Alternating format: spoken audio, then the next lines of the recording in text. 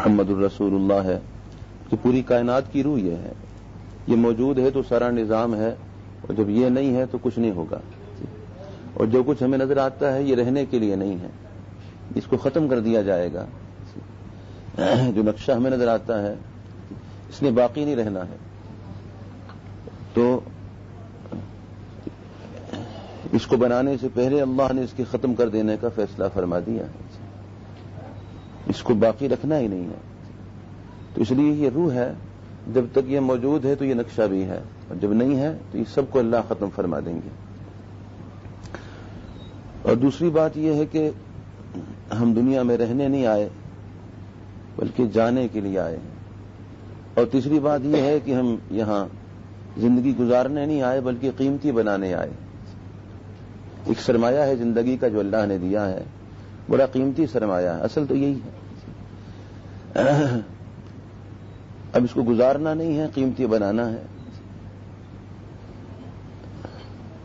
اور چوتھی بات یہ ہے کہ ہم سب اس بات کے پابند ہیں، آزاد نہیں ہیں. بندہ کہتے ہی اسے جو پابند ہو، اور حسن اور خوبصورتی پابندی میں ہی نظر آتی ہے، آزادی میں نہیں آتی. بندہ وہ ہے جو اللہ کے حکم کا پابند ہو اور حضور علیہ الصلوۃ والسلام کی ترتیب زندگی کا پابند ہو، تو بندہ بھی کہلانے کے قابل ہے اور امتی بھی کہلانے کے قابل ہے. پانچویں بات یہ ہے کہ ہمارا ہر قدم، ہر لمحہ، ہر دن، ہر رات قبر کے قریب ہوتی چلی جا رہی ہے. اپنے عہدے سے، منصب سے، جائیداد سے، دنیاوی ساری مشاغل سے عملی طور پہ ہم دور ہوتے جا رہے ہیں. ہر قدم موت کے قریب کر رہا ہے. اور چھٹی بات یہ ہے کہ اب یہ دیکھنا ہے کہ یہ قدم ہمیں اللہ کے بھی قریب کر رہا ہے یا اللہ سے دور کر رہا ہے. ہمارا ہر لمحہ ہمیں جنت سے قریب کر رہا ہے یا اللہ معاف فرمائے جہنم کے قریب کر رہا ہے. ہمارے ہر عمل سے اللہ راضی ہو رہے ہیں یا ناراض ہو رہے ہیں. جیسے حضرت سلمان فارسی رضی اللہ تعالیٰ عنہ فرماتے ہیں، مجھے حیرت ہے اس آدمی پہ جو ہنستا ہے اور جبکہ اس کو پتہ نہیں کہ اللہ اس سے راضی ہیں یا ناراض ہیں. چنانچہ ربی ابن حراش رحمہ اللہ بڑے تابعی گزرے ہیں، یہ ہنستے نہیں تھے. تو لوگ ان سے عرض کرتے آپ ہنستے کیوں نہیں ہیں؟ تو فرمایا کرتے تھے جب اپنے خاتمے کا کوئی یقین نہیں ہے کہ کیسا ہوگا تو ہنستے ہوئے شرم آتی. چنانچہ جب انتقال ہو گیا اور ان کو لٹایا گیا اور غسل دیا گیا، کفن پہنایا گیا، تو کھل کھلا کے ہنس پڑے اور ہنس کے بتا دیا کہ خاتمہ ایمان پہ ہو گیا ہے. تو پھر خوش ہوتے ہوئے بھی اچھا لگتا ہے آدمی. اب اسے پتہ ہی نہیں اللہ اس سے خوش ہیں یا ناخوش ہیں. اب وہ ہنس رہا ہو تو سلمان فارسی رضی اللہ تعالیٰ عنہ فرماتے ہیں کہ مجھے ایسے آدمی پہ حیرت ہے. تو چنانچہ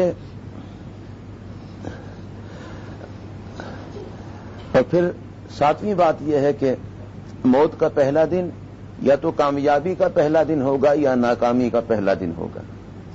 موت سے پہلے کی کامیابی بھی حقیقت میں کامیابی نہیں ہے، اس سے پہلے کی ناکامی بھی حقیقت میں ناکامی نہیں ہے. حضرت علی مرتضیٰ کرم اللہ تعالی وجہ فرماتے ہیں کہ دنیا میں بسنے والے انسان یہ سب سوئے ہوئے ہیں، اور سویا ہوا آدمی خواب دیکھتا ہے. کبھی خواب میں اپنے آپ کو اچھی حالت میں پاتا ہے، کبھی بڑا پریشان حال دیکھتا ہے. لیکن جب بیدار ہوتا ہے تو وہ اگر اس نے اچھی حالت میں اپنے آپ کو پایا ہے اور حقیقت میں اس کے پاس وہ حالت نہیں ہے تو اس کو بڑا صدمہ ہوتا ہے. اب ایک آدمی ٹوٹے ہوئے جھونپڑے میں رہتا ہے اور پہننے کو کچھ نہیں ہے، کھانے کو کچھ نہیں ہے، بیچارہ بالکل ہی بڑی افسردہ اور اداس زندگی گزارتا ہے. لیکن سویا ہے تو اس نے دیکھا کہ وہ ملک کا بادشاہ بن گیا. بڑی کر و فر ہے دائیں بائیں، بڑی ہٹو بچوں کی فضا ہے اور بڑا اس کا استقبال ہو رہا ہے اور محلات ہیں اور کیا کچھ ہے، سبحان اللہ. تو بڑا خوش ہو جائے گا. خواب ہے اور اس خواب میں نہ جانے کتنا سکون مل رہا ہوگا. لیکن جو ہی آنکھ کھلے گی تو اسی ٹوٹی ہوئی چارپائی پہ اور ٹوٹے ہوئے مکان میں ہے تو بہت صدمہ ہوگا. کاش یہ خواب نہ ہوتا، یہ حقیقت بن جاتی. لیکن خواب ہے. اب اس خواب نے اس کو نفع نہیں دیا، بس جو ہی آنکھ کھلی بیدار ہوئی تو حقیقت کھل کے سامنے آ گئی. اور ایک آدمی بہت ناز و نعمت میں اور بہت آسائش میں، بڑی سہولتوں میں ہے، خواب میں دیکھتا ہے کہ پریشان حال ہو گیا، سب کچھ لٹ گیا، چھن گیا، اور بالکل اس پر تباہی بربادی کے اثرات ظاہر ہونے لگ گئے تو گھبرا کے اٹھتا ہے، تو دیکھتا ہے یہ ساری نعمتیں موجود ہیں، تو اللہ کا شکر ادا کرتا ہے کہ اچھا ہوا یہ خواب تھا۔ فسوف ترى اذا انكشف الغبار افرس تحت رجلك حمار، ان قریب غبار چھٹنے کی دیر ہے، بات واضح ہو جائے گی کہ گھوڑے پہ سوار تھے یا گدھے پہ سوار تھے۔ تو یہ دنیا اس میں موت کا جو دن ہے وہ کامیابی کا یہ پہلا دن ہوگا، یہ وہ ناکامی کا پہلا دن ہے۔ اس سے پہلے کی کامیابی بھی اس کو کامیابی نہیں کہا جائے گا، اس سے پہلے کی ناکامی بھی ناکامی نہیں ہے۔ اس لیے حضرت علی مرتضیٰ کرم اللہ تعالی وجہ فرماتے ہیں کہ یہ سب دنیا میں بسنے والے انسان سوئے ہوئے ہیں اور خواب دیکھتے ہیں۔ آپ حضرات تو سمجھتے ہیں کہ یہ خواب بہت سونے دیکھے۔ فرعون نے 400 سال بادشاہت کا بڑا لمبا سہانا خواب دیکھا ہے، وہ خواب ٹوٹا نہیں ٹوٹا ہے۔ اس خواب سے بیدار ہوا موت کے جھٹکے پہ، دیکھیں بیداری اس وقت ہوئی ہے جبکہ بیداری کا فائدہ نہیں تھا۔ موسیٰ علیہ السلام اس کو بہت بیدار فرماتے رہے، لیکن نہیں، اس کو ایسا مزہ اس خواب میں آ رہا تھا، وہ نہیں اٹھ رہا تھا، اور جب بیدار ہوا ہے تو بیداری کام نہ آئی۔ قارون نے بڑا لمبا خواب دیکھا، بہت لمبا خواب، خزانے ہیں، مال و دولت ہے، اور جب اپنے خزانوں کی نمائش کرتا تھا اور اس کے خزانوں کو اٹھانے کے لیے، خزانوں کی چابیاں اٹھانے کے لیے، صرف چابی کتنے بڑے حال کو لگتی ہوگی، اور اس کا کتنا تالا اور پھر چابی، اور یہ چابیاں اتنی جمع ہو جاتی تھیں کہ اونٹوں کا بہت بڑی تعداد میں اونٹوں کا ایک بڑا ہلکا چاہیے ہوتا تھا جو اس کی چابیاں اٹھا کے لے جائے۔ لیکن یہ خواب اس کا ٹوٹا ہے، پھر ایسا ٹوٹا ہے کہ حضور علیہ الصلوۃ والسلام نے فرمایا کہ وہ زمین میں دھنستا چلا جا رہا ہے اور سارا خزانہ اس کے سر پہ ہے، قیامت تک دھنستا چلا جائے۔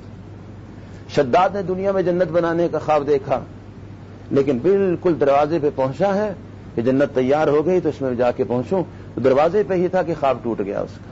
بیدار ہوا لیکن وہ بیداری کام نہیں آئی۔ ہم سے پہلے جو واقعات ہیں قرآن پاک میں جا بجا اللہ نے بیان فرمائے ہیں تو عبرت کے لیے۔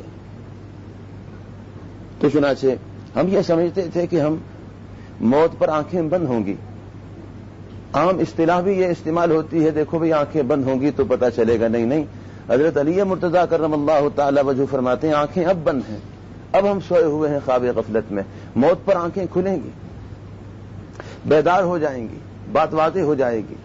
اس لیے حضرت علی مرتضیٰ کرم اللہ تعالی وجہ فرماتے ہیں اذا عاش الفتى 60 عاما فنصف العمر تمحقه الليالي، ایک آدمی 60 سال اس کی زندگی ہو دنیا میں تو 60 سالہ زندگی کی ترتیب یہ ہے، 60 سالہ زندگی کی ترتیب یہ ہے کہ آدھی عمر اس کی وہ راتوں میں گزر جاتی ہے۔ اب 60 اس کا آدھا کیا جائے 30 سال ہے، گویا 30 سال تو بیچارے نے سوتے ہوئے گزار دیے، یہ 60 سال جس کو عمر ملی ہے اور جس کی بیچارے کی ہے یہ بھی 30 35 40 سال ہے، تو اس کے ہاتھ میں تو کچھ نہیں ہے۔ سرمایہ زندگی کا 60 سال کا لایا تھا اور آدھی جو کٹوتی ہو گئی وہ 30 سال تو پہلے کٹ گئے، آتے ہی وہ 30 سال الگ ہو گئے اور 30 سال اس کے پاس رہ گئے۔ حضرت علی مرتضیٰ کرم اللہ تعالی وجہ فرماتے ہیں فنصف العمر تمحقه الليالي ونصف النصف يذهب ليس يدري بغفلته يمينا عن شمالي، اب 30 جو اس کے پاس رہ گئے تھے اس کو سوچنا چاہیے تھا کہ میرے ہاتھ سے یہ سرمایہ بھی ضائع نہ ہو جائے، اس کو کہیں میں لگا کے اس سے میں اپنی آخرت بناتا، یہ بھی ہاتھ سے چھوٹ نہ جائے۔ حضرت شیخ سعدی رحمہ اللہ فرماتے ہیں کہ ایک آدمی گھر سے نکلا اور دنیا کی کسی منڈی میں جا کے کچھ لینے کا جذبہ تھا اس کا، مثلا 50 روپیہ وہ جیب میں ڈال کے نکلا، 50,000 جو بھی ہو وہ جیب میں ڈال کے نکلا، اور راستے میں سے کوئی بھوک لگی، احساس ہوا کہ مجھے کچھ لینا چاہیے، کھانا چاہیے، صرف 5 روپے اس نے استعمال کیے، 45 اس کے پاس ہیں۔ جو منڈی میں پہنچا ہے وہاں جو سودا پسند آیا اس پہ ہاتھ رکھا، قیمت معلوم کی تو اس نے کہا 50، اب اس نے کہا 50 تو ہے نہیں بھائی، لایا 50 ہی تھا، 5 ہی استعمال کیے ہیں، 45 ہیں میرے پاس۔ وہ کہتا نہیں بھائی 50 ہیں تو لائیے، 50 آپ کے پاس نہیں ہے تو پھر یہ سودا آپ نہیں لے سکتے ہیں، اب جائیے اپنا کام کیجیے۔ تو شیخ سعدی رحمہ اللہ فرماتے ہیں کتنا صدمہ ہوگا اس کو، کاش وہ 5 میں نہ استعمال کرتا، اس 50 کو میں کم نہ کرتا اس میں سے اور تھوڑا برداشت کر لیتا بھوک پیاس کو، تو اس وقت میں اپنے جس مقصد کے لیے نکلا تھا اس کو میں حاصل کر سکتا تھا. تو فرماتے ہیں صرف 50 میں 5 ہی استعمال ہوئے, 45 باقی ہیں لیکن اب یہ کام نہیں آ رہے.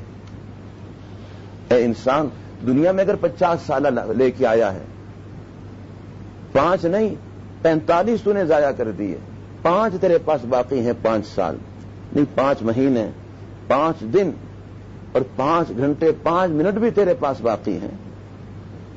دنیا کا معاملہ تو یہ ہے کہ 5 گئے تو 45 سب کسی کام کے نہیں ہو رہے, لیکن آخرت کا یہ ہے اللہ کا معاملہ کہ سارے ضائع کر دیے آپ نے, لیکن تھوڑا سا جو بچ گیا ہے اسی کو اگر آپ استعمال ٹھیک انداز سے کریں اور قیمتی بنائیں تو آخرت میں بڑے بڑے درجات حاصل کر سکتے ہیں. تو آدھی زندگی 30 سال راتوں میں گزر گئی. فنصف النصف یذهب ليس يدري بغفلته يمينا عن شمالی, اور آدھے کا آدھا یعنی 30 کا آدھا 15 ہے, تو 15 سال انسان کے لاوبالی پن میں, بچپن میں, لڑکپن میں, کھیل کود میں گزر جاتے ہیں, دائیں بائیں کا ہوش نہیں ہوتا. تو 30 تو راتوں میں کٹوتی ہو گئی اور 15 یہ بچپن لڑکپن میں گزر گئے. تو گویا یہ 45 تو یوں چلے گئے, کچھ نہیں کر سکا. اب صرف 15 سال اس کے پاس, عمر تو 60 سال ہو گئی, لیکن دیکھا جائے تو اس کے اپنے پاس صرف 15 سال ہیں. اور 15 کے بارے میں حضرت علی رضی اللہ تعالیٰ عنہ فرماتے ہیں فنصف الربع اعمال وحرص وشغل بالمقاصد والعیال. اب 15 کا آدھا 7.5 سال ہیں, اور 7.5 سال بیچارہ امیدیں, آرزویں, تمنائیں, پوتوں کا پڑپوتوں کا کچھ کر جاؤں, کسی کا کچھ میں اور جمع کر جاؤں, یہ بھی لے لوں وہ بھی لے لوں, اسی چکر میں اور کمانے کھانے کے دھندے میں آدمی 60 سال والا اوسطاً نکالی جائے تو 7.5 سال اس میں گنوا دیتا. اب 7.5 سال رہ گئے. وباقی العمر اسقام وشیب وہم وارتحال وانتقالی, جو باقی زندگی ہے وہ 60 سال میں سے اس کا نکالا جائے خلاصہ تو یہ 7.5 سال جو رہ گئے یہ اس کے بخار, بیماری, پریشان حالی, صدمے, شنوائی میں کمزوری, بینائی میں کمزوری, بس بیماریوں میں یہ گزر گئے. فحب المرء طول العمر جہر وقسمته على هذا المثال. آدمی اگر اس انداز سے ساری زندگی بھی جیے اور ترتیب اس کی زندگی گزارنے کی یہ ہو تو اس سے بڑا نقصان اٹھانے والا کوئی نہیں ہے. غیر محسوس طریقے سے اتنی بڑی صلاحیتوں کا سرمایہ جو اللہ نے دیا تھا اس نے گنوا دیا. امام غزالی رحمہ اللہ فرماتے ہیں یہ دنیا کی زندگی نہیں ہے, اس لیے کہ زندگی وہ ہے جس کے بعد موت نہ ہو. وہ تو جنت ہی کی زندگی ہے جہاں موت نہیں ہے. یہ خوشی نہیں ہے, خوشی وہ ہے جس کے بعد غمی نہ ہو. یہاں ہر خوشی پہ غمی اور ہر سکون کے پیچھے بے سکونی اور بے اطمینانی کھڑی ہے. اور یہاں کی صحت نہیں ہے, صحت وہ ہے جس کے بعد بیماری نہ ہو. تو نہ تو یہ زندگی ہے اور نہ یہاں کی خوشی ہے. اس لیے اپنے آپ کو پریشان بھی نہیں کرنا ہے, کیونکہ یہاں ہماری خواہشیں نہیں پوری ہوں گی. اس کو اللہ نے جنت کو بنایا ہے خواہشوں کو پورا کرنے کے لیے. یہاں تو خواہش پوری ہو نہیں سکتی, اس لیے خواہشوں کے حصول کے لیے اگر دوڑیں گے خواہش تو پوری نہیں ہوگی اور پریشان ہو جائیں گے. اور خواہشوں کے حصول کو دنیا میں جو آدمی اس راستے پہ چلتا ہے, قرآن پاک میں اللہ فرماتے ہیں کسراب بقیعۃ یحسبہ الظمآن ماء, اس صحرا کے پیاسے کی طرح ہے جس کو صحرا میں پیاس لگی جہاں تو ریت ہی ریت ہے, پیاس کی شدت میں بلبلاتا ہے تو ہر چمک کو پانی سمجھ کے بھاگتا ہے, حالانکہ وہ سراب ہے, وہ چمکتی ریت ہے, پانی سمجھ کے بھاگتا ہے شاید یہاں پیاس بجھے گی. وہاں پہنچتا ہے تو پانی تو ہوتا نہیں, پھر اگلے چمک کو پیاس بجھنے کا سبب سمجھ کے بھاگتا ہے. اس طرح پورے صحرا میں پیاسا بھاگتا رہے گا, پیاس بجھے گی نہیں, ہر جگہ پہنچ کے پیاسا ہی رہے گا بیچارہ, اسی حالت میں تڑپتے مر جائے گا. تو خواہشات کے میدان میں گھوڑے جڑانے والا بیچارہ اس پیاسے کی طرح ہے جو صحرا کا پیاسا ہے. تو دنیا میں ہم نے اپنے جذبات کو, پیاس کو, اس کو اپنی ان چیزوں کو پورا نہیں کرنا ہے. اس کے لیے اللہ نے جنت بنائی ہے, دنیا ہے ہی نہیں اس لیے. چنانچہ جو اس دنیا میں اس ترتیب پہ بھاگتا ہے تو ہمیشہ بے سکون و بے اطمینان رہتا ہے. دنیا تو قناعت کی جگہ ہے اور صبر کی جگہ ہے. یہ وہی تربیت ہے جو گھر سے لے کے چلنی ہے. یہ ساری چیزیں, یہ سوچ, یہ ماں کی گود سے آدمی کو آگے لے کے جاتی ہے. ماں کی گود پہلا مدرسہ ہے, ماں پہلی معلمہ ہے, اور باپ اس مدرسے کا پہلا محتمم کہیں گے اس کو, یا اس مدرسے کا پہلا نگران ہے. اب ہم یہ دیکھتے ہیں, ذرا پیچھے ہٹ کے دیکھتے ہیں, جن کو ہم آسمان ہدایت کا سورج سمجھتے ہیں, بڑے بڑے حضرات جو گزرے ہیں, توجہ ڈالتے ہیں تو ماں کی گود ہی پہلا مدرسہ میں نظر آتی ہے، اور جس مدرسے میں تعلیم پا کے وہ وہاں تک پہنچے، وہ ماں کا جذبہ، ماں کی فکر، ماں کی سوچ، یہ اس پہ اثر انداز ہوتی ہے۔ اب یہ کہ بیٹا یہ دنیا صبر کی جگہ ہے، قناعت کی جگہ ہے، خواہشات کی نہیں ہے۔ ماں کی اپنی زندگی بھی اور اس کی تربیت بھی یہ گھٹی میں یہ بات ڈلوا دیتی ہے۔ چنانچہ ہر گھر میں فضا کیا ہونی چاہیے، ترتیب کیا ہونی چاہیے، ہمارے سامنے کوئی نمونہ نہیں ہے، اور اس طرح زندگی گزارنا یہ تو کسی طرح مناسب نہیں ہے۔ امام غزالی رحمہ اللہ فرماتے ہیں انسان تو کتے کی تربیت کرتا ہے، کتا تیری تربیت کی قدر کرتا ہے، اور تیری تربیت کو سیکھتے سیکھتے شکاری کتا بن جاتا ہے، تیرے اشاروں پہ چلتا ہے۔ اے انسان تو کتے کی تربیت کرتا ہے، اور کتا تیری تربیت کی قدر کرتا ہے، تیرے اشاروں پہ چلتا ہے، شکاری کتا بن جاتا ہے، اپنی بھوک پیاس کو نہیں دیکھتا، تیرے اشاروں پہ چلنے کو اپنی ذمہ داری سمجھتا ہے۔ یاد رکھ تیری تربیت کے لیے تو امام الانبیاء محمد الرسول اللہ صلی اللہ علیہ وسلم تشریف لائے، تو یہ بتا تو نے ان کی تربیت کی کتنی قدر کی ہے۔ ایک کتا تو تیرے اشاروں پہ چلے، کیا تو اپنے نبی علیہ الصلوۃ والسلام کے اشاروں پہ چلتا ہے؟ تیرے سامنے کوئی نمونہ نہیں ہے، کوئی زندگی گزارنے کا طریقہ نہیں ہے۔ حضور علیہ الصلوۃ والسلام اپنی امت کو یوں چوراہے پہ چھوڑ کے معاذ اللہ تشریف لے گئے؟ ایسا نہیں ہوا ہے۔ باقاعدہ زندگی گزارنے کی ترتیب ہے کہ یہاں رہنا کیسے ہے، یہاں سے جانا کس حالت میں ہے، کیا بن کے جانا ہے، کیا ترتیب لے کے جانا ہے۔ مجدد الفسانی رحمہ اللہ وہ فرماتے ہیں انسان تو اپنے ظاہر کو بنانے میں لگا ہے جس کو اللہ دیکھتے نہیں، تو اپنے باطن کو کیوں نہیں بناتا جس کو اللہ دیکھتے؟ اللہ کا مطالبہ کیا بنانے کا ہے اور آپ کس چیز کو بنانے میں لگے ہیں؟ تو اس لیے یہ سب چیزیں ابتدا سے ہی لے کے چلنے کی ضرورت ہے۔ اس لیے امام الاولیاء شیخ التفسیر حضرت لاہوری رحمہ اللہ فرمایا کرتے تھے تعلیم یافتہ بھی ہوں، نیک بخت بھی ہوں، تم سے رہے ملائم شیطان پہ سخت بھی ہوں، قرآن ہی کرے گا ان بیویوں کو پیدا، پاکیزہ تخم جب ہوں کہ عمدہ درخت بھی ہوں۔ اور ہم جن کو بھی دیکھتے ہیں تو نگاہ پلٹ کے جب گھر کے ماحول پہ اور والدین پہ پڑتی ہے تو یقین واقعی آ جاتا ہے کہ اس ماحول سے نکلے ہیں، ماں کی جو پہلا مدرسہ ہے ماں کی گود، وہاں سے بن سنور کے نکلے ہیں۔ تو یہ بنیادوں میں یہ چیز ڈالنے کی ضرورت ہے کہ دنیا یہ صبر و قناعت کی جگہ ہے، یہاں تو بس گزارا کرنا ہے۔ جس طرح اب دو آدمی جیسے ہم یہاں ویزے پہ آئے ہوئے ہیں، یہ ہماری اپنی جگہ نہیں ہے، رہنے کی جگہ نہیں ہے، رہنے کی جگہ تو جنت ہے، یہاں ویزے پہ آئے ہوئے ہیں، جس کو جتنا مل گیا، جتنے عرصے کے لیے آیا ہے۔ اب دو آدمی یہاں سے سعودیہ چلے جائیں، 5 سال کے لیے گئے ہیں، اب ایک کیا کر رہا ہے کہ وہیں ساری خواہشیں، ساری تمنائیں اور ساری خوشیاں وہیں پوری کرنے کی کوشش میں لگا ہے، اور سارا خرچہ وہیں کرتا ہے، ہر دن نئی گاڑی میں، ہر دن نئے ہوٹل میں، ہر دن نیا لباس، ہر دن نئی سواری۔ دیکھنے والے اس کو بڑا قیمتی آدمی سمجھتے ہیں کہ واقعی یہ بڑا سمجھدار آدمی لگتا ہے، بڑے کر و فر کی زندگی گزارتا ہے۔ اور دوسرا وہ گزارا کرتا ہے وہاں پہ، کہتا ہے ہم یہاں رہنے نہیں آئے بھائی، کمانے آئے ہیں۔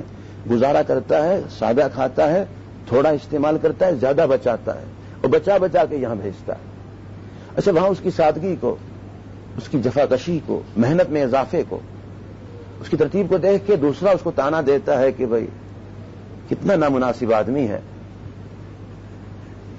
یہاں تو آئے تو مزے کر لیں۔ یہاں پہ اس کو کہتا ہے مزے کرنے نہیں آئے بھائی، دیکھو بیوی کا زیور بھی بیچا ہے اور پلاٹ بھی بیچا ہے اور زمین کو بھی گروی رکھا ہے، نہ جانے کن جتنوں سے ہم یہاں پہنچے، اور خدا کے لیے ہم یہاں عیاشی کرنے نہیں آئے، یہاں تو رہ کے وہاں کے لیے کچھ بنانے آئے۔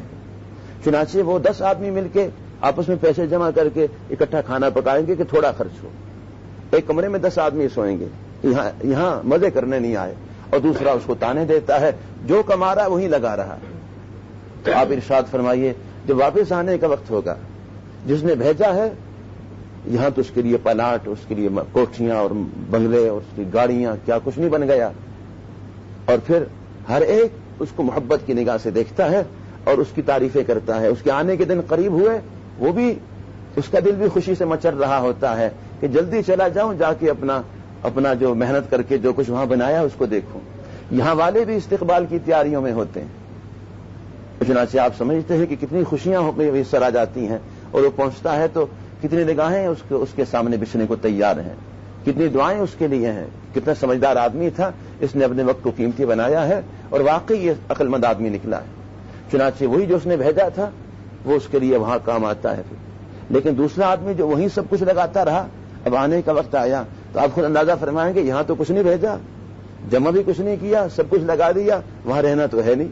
اب خروج لگ گیا, خروج لگتے ہی اللہ کی قسم اگر تھوڑی بہت بھی اس کے اندر شعور ہوا وہ تمنا کرے گا کاش کاش یہ جہاز کسی حادثے کا شکار ہو جائے, کس منہ سے جاؤں گا. اور یہاں بھی آپ فرمائیں تیاری ہے اس کے استقبال کی, یہ جوتے ہیں اس کے لیے. ماں باپ بھی لان تان کرنے کو اور باقی عزیز اقارب بھی کہ بڑا نکما اور بڑا بڑا بڑا بڑا نامناسب آدمی نکلا, یہ اتنا کچھ یہاں سے لگا کے گیا, کچھ بھیجا بھی نہیں, کچھ لے کے بھی نہیں آیا. چنانچہ اسی کو قرآن پاک میں اللہ فرماتے ہیں فَأَمَّا مَنْ أُوتِيَ كِتَابَهُ بِيَمِينِهِ فَيَقُولُ هَاؤُمُ اقْرَءُوا كِتَابِيَهْ إِنِّي ظَنَنْتُ أَنِّي مُلَاقٍ حِسَابِيَهْ فَهُوَ فِي عِيشَةٍ رَاضِيَةٍ فِي جَنَّةٍ عَالِيَةٍ قُطُوفُهَا دَانِيَةٌ كُلُوا وَاشْرَبُوا هَنِيئًا بِمَا أَسْلَفْتُمْ فِي الْأَيَّامِ الْخَالِيَةِ. عمل نامہ دائیں ہاتھ میں ملے گا, دکھلاتا پھرے گا خوشی سے. اس لیے قرآن پاک میں اللہ فرماتے ہیں کہ ایمان والوں کو کفار دیکھتے ہیں ہنستے ہیں, ٹھیک ان کاموں میں لگے ہوئے ہیں. لیکن آخرت میں کیا ہوگا کہ کفار کی ذلت اور رسوائی کو دیکھ کے یہ مسلمان ہنسیں گے. اور دوسرا آدمی وَأَمَّا مَنْ أُوتِيَ كِتَابَهُ بِشِمَالِهِ فَيَقُولُ يَا لَيْتَنِي لَمْ أُوتَ كِتَابِيَهْ. جسے دنیا ہی کو سب کچھ سمجھا اور کوئی تیاری نہیں کی آخرت کی, جب اعمال نامہ بائیں ہاتھ میں ملے گا تو یہ پریشان ہو جائے گا. یا لیتنی لم اوتا کتابیہ, مجھے میرا اعمال نامہ نہ ملتا. ولم ادری ما حسابیہ, یا لیتہا کانت القاضیہ, کاش یہ موت خاتمہ کر دیتی. ما اغنی عنی مالیہ, مال بھی کسی کام نہ آیا. ہلک عنی سلطانیہ, حکومت بھی جاتی رہی. اللہ تعالیٰ فرمائیں گے خذوہ فغلوہ ثم الجحیم صلوا, پکڑ لو اس کو, توق پہنا دو, اس کو جہنم میں گرا دو. ثم فی سلسلۃ ذرعها 70 ذراعا فاسلکوہ, پھر 70 گز لوہے کی بنی ہوئی زنجیریں جو آگ میں جلائی ہوئی اور دہکائی ہوئی ہیں وہ اس کے اندر پرو ڈالو. تو ہم یہاں رہنے نہیں آئے, ویزے پہ آئے ہوئے ہیں. دیکھنے میں تو ایسے نظر آتا ہے جیسے یہ بیچارہ گزارا کر رہا ہے, لیکن ہے یہ گزارے کی جگہ, اپنی خواہشوں کو پورا کرنے کی جگہ نہیں ہے. یہاں تو گزارا کریں گے, اپنی آخرت کو بنائیں گے, دنیا رہنے کی جگہ نہیں. جیسے ایک وزیر کا ایک بادشاہ کا مکالمہ ہو گیا آپس میں.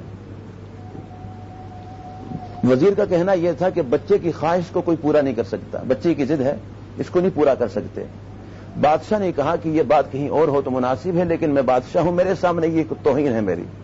ملک کا بادشاہ ہوں, مطلق العنان بادشاہ ہوں, بڑی سے بڑی ضد بچہ کرے میں تو پورا کر سکتا ہوں, خزانے ہیں میرے, سب کچھ ہیں. کسی اور کے سامنے یہ بات تو مناسب ہے لیکن میرے سامنے مناسب نہیں ہے. جو ضد ہو بچے کی میں پوری کر سکتا ہوں. وزیر نے کہا بادشاہ سلامت نہیں پوری کر سکتے. خیر وہ بات آگے بڑھ گئی. پھر یہ طے ہوا, وزیر نے کہا اچھا میں بچہ بن جاتا ہوں, میں ضد کرتا ہوں, آپ پوری کر کے دکھائیں. چنانچہ وزیر سامنے بیٹھ گیا دربار میں, ایڑیاں رگڑنے لگ گیا, بادشاہ رونے لگ گیا. بادشاہ جیسے بچے ضد کرتے ہیں, بادشاہ نے کہا بیٹا روتے کیوں ہو, جو بات ہو بتا دو. تو اس نے کہا مجھے ہاتھی چاہیے. تو بادشاہ کو بڑی افسردگی سی ہوئی, کوئی مسئلہ ہے رونے کا, رو کے مانگنے کا؟ ہاتھیوں کی کمی تو نہیں ہے. حکم دیا تو ہاتھی آ گیا. بچے کی عادت ہے ضد پوری ہو تو خوش ہوتا ہے, تو یہ بھی خوش ہونے لگ گیا اور تھوڑی دیر اچھلا کودا کھیلا, پھر ایڑیاں رگڑتا ہے, روتا ہے. بادشاہ نے کہا بیٹا اچھے بچے رویا نہیں کرتے, میں نے کہا جو تھا کہ جو مسئلہ ہو بتا دو. اس نے کہا مجھے ہانڈی دیگچی چاہیے, دیگچی. کوئی مسئلہ ہے تو نہیں. بادشاہ نے حکم دیا, دیگچی آ گئی, پھر خوش ہو گیا. تھوڑی دیر میں پھر رونے لگ گیا, پھر ایڑیاں رگڑتا ہے, سر ٹکراتا ہے نیچے, بچہ بنا ہوا ہے یہ بیچارہ. بادشاہ نے کہا بیٹا روتے کیوں ہو, میں نے کہا آپ کو کہ رویا نہ کرو, بس جو مسئلہ ہو بتا دو, میں پورا کروں گا. تو اس وزیر نے کہا کہ اس ہاتھی کو دیگچی میں ڈالنا ہے, اس ہاتھی کو دیگچی میں ڈالنا ہے. تو بادشاہ پریشان ہو گیا, بابا یہ اتنا بڑا ہاتھی دیگچی میں نہیں آتا ہے, یہ بس وہ تو بگڑ گیا. پھر تو اب بچے کو انکار کر دیا, پھر کون سنبھالے اس کو. وہ تو اتنا بگڑا کہ پورے محل میں ادم مچا دیا اس نے, پورے دربار میں. بادشاہ بڑا پریشان, سب اس کو سمجھائیں کہ بیٹا ایسی بات نہیں ہو سکتی, اتنا بڑا ہاتھی چھوٹی دیگچی میں کدھر سے آئے گا. نہیں بس ہاتھی کو دیگچی میں ڈالنا ہے بس میں. اب وہ جب بگڑا بہت زیادہ تو بادشاہ تخت سے اترا, اس نے ہاتھ جوڑے اس کے سامنے کہ میں اس بات کو تسلیم کرتا ہوں کہ بچے کی ضد کو پورا کرنا, وہ ایسی ضد کر بیٹھے جو پوری نہیں ہو سکتی. چنانچہ لکھا ہے کہ ہماری ضد بھی اللہ کے ساتھ بچوں جیسی ہے. چھوٹی سی دنیا, خواہشیں بہت بڑی ہیں ہماری، ہاتھی جیسی، دنیا دیکھتی سے بھی چھوٹی ہے. اب یہاں خواہشوں کو پورا کرانے کے لیے ہم زور لگواتے ہیں، پوری ہو سکتی نہیں ہے، اس لیے جھگڑا بھی پیدا ہو جاتا ہے اللہ کی ذات عالی سے. اللہ نے بنایا ہی اس کو نہیں ہے خواہشوں کو پورا کرنے کی جگہ. وہ تو خواہشوں کو پورا کرنے کے لیے اللہ نے جنت کو بنایا. کس کو بنایا ہے؟ ان لکم ان تدخلوا فلا تخرجوا ابدا. اللہ فرمائیں گے داخل ہو جاؤ، کبھی نکالے نہیں جاؤ. ان لکم ان تصحوا فلا تسقموا ابدا. ہمیشہ صحت مند رہو، کبھی بیماری نہیں آئے گی. ان لکم ان تشبوا فلا تحرموا ابدا. ہمیشہ جوان رہو، بڑھاپا نہیں آئے گا.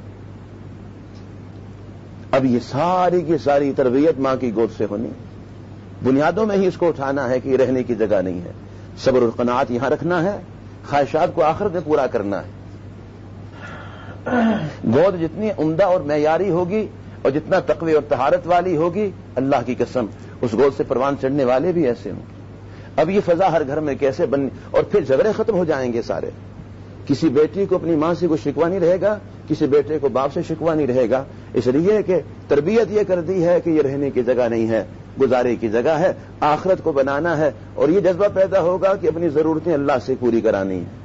اس لیے وہ باپ سے شکوہ نہیں ہوگا. بیٹے کو ضرورت پڑی تو وہ اللہ سے مانگے گا کہ میرا رب جو میرے باپ کو دیتا ہے مجھے بھی وہ دے گا. میرے والد صاحب کا دل میرے اللہ کے اختیار میں ہے، میں والد صاحب سے کیوں الجھتا ہوں، میں اللہ سے کیوں نہیں مانگتا. بیوی اپنے خامن سے نہیں الجھے گی، بلکہ بیوی بھی اپنے رب سے تعلق پیدا کرنے کی کوشش میں لگ جائے گی. میری ضرورتیں، میری حاجتیں اللہ پوری کریں گے. چنانچہ خامن سے شکوہ نہیں رہے گا کہ یہ نہیں کر رہا ہے. بچوں کا مطالبہ باپ سے ختم ہو جائے گا. یہ سارے مطالبے عبادت اور دعا کی شکل میں اللہ سے ہونے لگ جائیں. جو دنیا میں جو اللہ نے مناسب سمجھا عطا فرما دیں گے، اور جو مسلط کے خلاف سمجھا اللہ ذخیرہ کر دیں گے، آخرت میں عطا فرما دیں گے. جس طرح ایک بچہ باپ سے مطالبہ کرتا ہے مجھے اتنے پیسے چاہیے، باپ اس وقت نہیں دیتا اس کو. بچہ شکوہ کرتا ہے، پریشان ہوتا ہے کہ مجھے دیا نہیں. اچھا ایک وقت ایسا آتا ہے کہ بہت سارا سرمایہ باپ اس بچے کے حوالے کرتا ہے. بچہ بڑا حیران ہو جاتا ہے. بیٹا کہتا ہے ابا جان آپ نے آج تک تو ایسا کیا نہیں ہے، اکٹھے اتنی رقم مجھے دے دی. تو باپ سمجھاتا ہے بیٹا یاد ہوگا کہ آپ نے فلاں وقت مجھ سے مانگا تھا، میں یہ ہو نہیں سکتا نہ دیتا آپ کو. میں نے دیکھا تو مسلط کے خلاف تھا، اس وقت دیتا تو آپ ضائع کر دیتے، استعداد نہیں تھی آپ میں. تو میں نے کیا کیا کہ روزانہ اتنا جمع کرنے لگ گیا. جو کچھ مانگتے تھے میں نہیں دیتا تھا، جمع کرتا تھا. آج میں نے دیکھا استعداد ہے اور اب ضائع نہیں کرو گے بلکہ صحیح رخ پہ لگاؤ گے تو یہ سارے کا سارے آپ کے حوالے کرتا ہوں. تو بچہ کیا تمنا کرے گا کہ اچھا ہوا کہ مجھے اس وقت کچھ نہیں دیا، دے دیتے تو میں نے ضائع کر دینا تھا. آج اکٹھا مل گیا ہے. حضور علیہ الصلوۃ والسلام فرماتے ہیں قیامت میں اللہ بہت ساری نعمتیں عطا فرمائیں گے کہ بندہ حیران ہوگا یہ کیسے مل گئیں. اللہ فرمائیں گے میرے بندے یاد ہوگا فلاں دعا مانگی تھی، لگا یہ تھا بظاہر کہ میں قبول نہیں کی، اور اصل بات یہ تھی وہاں قبول کر لیتا، آپ کے لیے خیر نہیں تھی اس میں. تو میں نے جمع کر دیا، ذخیرہ کرتا رہا. فلاں دعا کا اثر قبولیت کا ظاہر ہو گیا اور فلاں کا نہیں ہوا. آج یہ ساری نعمتیں اسی دعا کے بدلے میں ہیں. تو بندہ تمنا کرے گا کاش دنیا میں میری کوئی دعا بھی قبول نہ ہوتی، سب جمع ہو کے آخرت میں مل جاتی. یہ جذبے بنانے ابتدا سے ضروری ہیں اور رخ اللہ کی ذات عالی کی طرف موڑنا ہے. حضرت مولانا محمد یعقوب صاحب بھوپالی رحمہ اللہ کے کامل ولی تھے. بہت لوگ ان کے مرید تھے، مرد بھی عورتیں بھی بیعت ہوتی تھیں اور اپنی اصلاح میں اور اپنی اللہ سے تعلق میں قرب میں اور اس میں لگے رہتے تھے. ایک نواب کی بیوی تھی، وہ بھی ان سے بیعت تھی. ایک مرتبہ حاضر خدمت ہوئی اور پردے کے پیچھے سے عرض کیا کہ حضرت میں آئی ہوں، پریشان ہوں بہت زیادہ کہ نواب صاحب کی طبیعت اب میرے ساتھ مناسبت نہیں کھاتی ہے، وہ مجھ سے الجھتے رہتے ہیں، لڑتے رہتے ہیں. عرصہ ہو گیا، بچے جوان ہو گئے، یہ وقت تو سکون و اطمینان سے گزارنے کا تھا، بجائے اس کی اب مجھے پریشان کرتے ہیں. حضرت نے فرمایا بی بی کوئی مرغی پال لو. اب اس کو سمجھنا ہے، اس نے کہا ہو سکتا ہے حضرت نے سنا نہیں ہے. حضرت میں گزارش کر رہی ہوں، میں فلاں نواب صاحب کی بیوی ہوں اور حاضر ہوئی ہوں، بس یہ دعا بھی فرما دے، میں دعا کرانے تعویذ لینے آئی ہوں. صورتحال یہ ہے کہ نواب صاحب میرے ساتھ کوئی زیادہ مناسبت نہیں رکھتے ہیں، ناراض رہتے ہیں، الجھتے رہتے ہیں. انہوں نے فرمایا بیوی مرغی پال لو. یہ اس طرح کا مکالمہ کو 5-6 مرتبہ ہوا تو وہ پریشان ہوئی کہ مرغی پال لو کیا ہوا. تقریباً 37 گاؤں ان کی جاگیر میں تھے اور ہر گاؤں میں سینکڑوں گھر ہوں گے، ہر گھر میں کتنی مرغیاں، ان کے اپنے مزارے، ان کے اپنے ماتحت کام کرنے والے. مرغی پالنا کیا مسئلہ ہے؟ کوئی اور مرغی ہے جس کو پالا جائے؟ باقی مرغیاں تو ہمارے ہاں بہت ہیں. ہو سکتا ہے حضرت